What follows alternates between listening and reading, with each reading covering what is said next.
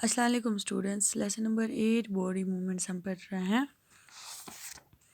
कल हमने body movement of different animals earthworm यहाँ तक हमने पढ़े थे। आज हम कंटिन्यू कर रहे हैं स्नेल से। The snail an invertebrate has an outer shell for protection. It has a slimy body without the bones. Snail भी क्या है? इनवर्टिब्रेट्स, यानी जिनके बैकबोन नहीं होते इनवर्टिब्रेट्स मीन्स, ठीक है। तो स्नेल की जो आउटर शेल होता है वो उनको जो है प्रोटेक्ट करते हैं, और स्नेल के जो है स्लिमी बॉडी जो है स्लिमी होते हैं और उसमें कोई बोन नहीं होता। It moves with the help of muscular organ known as the foot.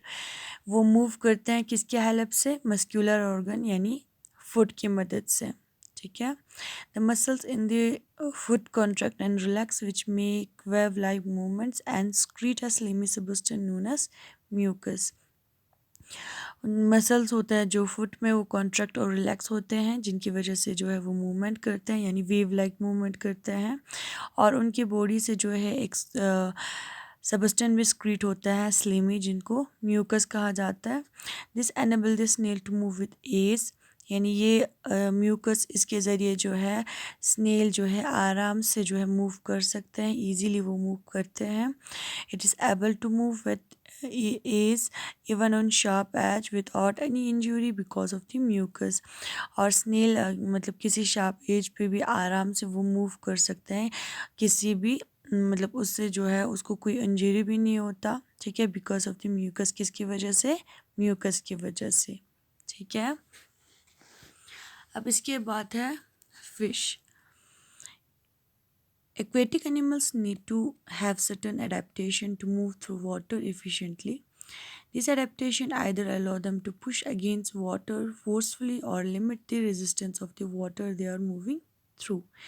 Aquatic animals में aquatic animals, ठीक है, जो यानी पानी में रहते हैं, वो animals जो है उनको जो है बहुत से adaptation की ज़रूरत होते हैं, ठीक है। वाटर में जो है मूव करने के लिए वो अडेप्टेशन जो है उनको पुश करने देते हैं, वाटर यानी जो फोर्सफुली कोई अगर वाटर आए तो उसको पुश करने में मदद करते हैं, ठीक है। और limit the resistance of the water they are moving through. और वाटर की लिमिट को जो है मतलब वो अपने हिसाब से जितना वो मूव कर सकता है वाटर, उसके हिसाब से भी वो उस एडेप्टेशन के ज़रिए उस वाटर में मूव कर सकते हैं, ठीक है। The body of a fish is broader in the middle and narrow at both ends. This is called a streamlined shape. तो फिश का बॉडी कैसे होता है? मिडल में ब्रॉड होता है, ठीक है, और दोनों साइड पे यानी आगे और पीछे साइड पे क्या होता है? नेरो होता है। आप देख सकते हो यहाँ पे जो है उनका नेरो है, ठीक है, और बीच में इसका ब्रॉड होता है यानी मोटा होता है, जिसको जो है हम स्ट्रीमलाइनेड शेप कहते हैं।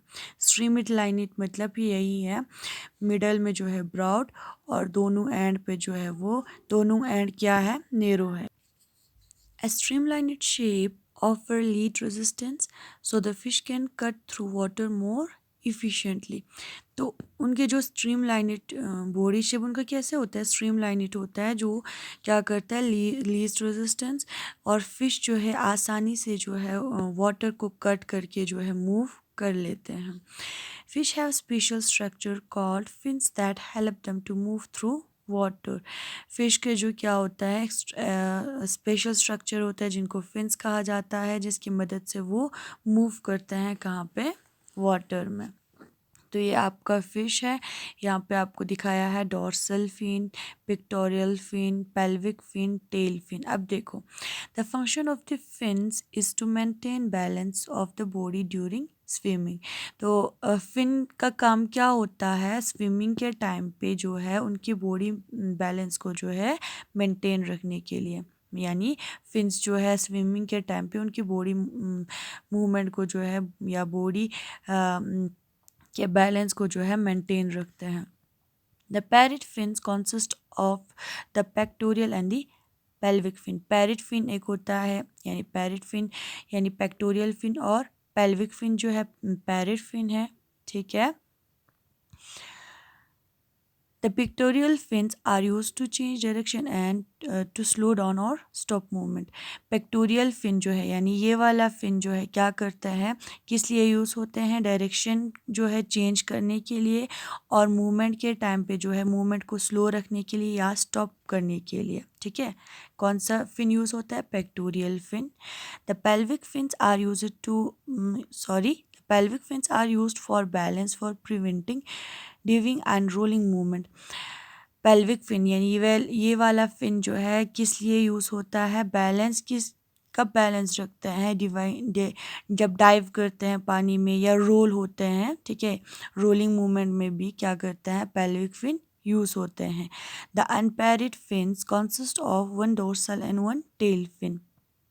और अनपैरिड फिन में जो है क्या होता है, एक डॉर्सल फिन होते हैं और एक टेल फिन होते हैं। यानी अनपैरिड, ये लोग पैर नहीं है, डॉर्सल फिन और टेल फिन। ठीक है, अनपैरिड फिन्स। पैरिड फिन्स कौन सा है, पिक्टोरियल फिन और पेल्विक फिन। ठीक है, तो यहाँ पे आपको मूवमेंट इन फिश आपको दिखाया है। कल हम जो है कोक्रोच से कंटिन्यू करेंगे। Thank you.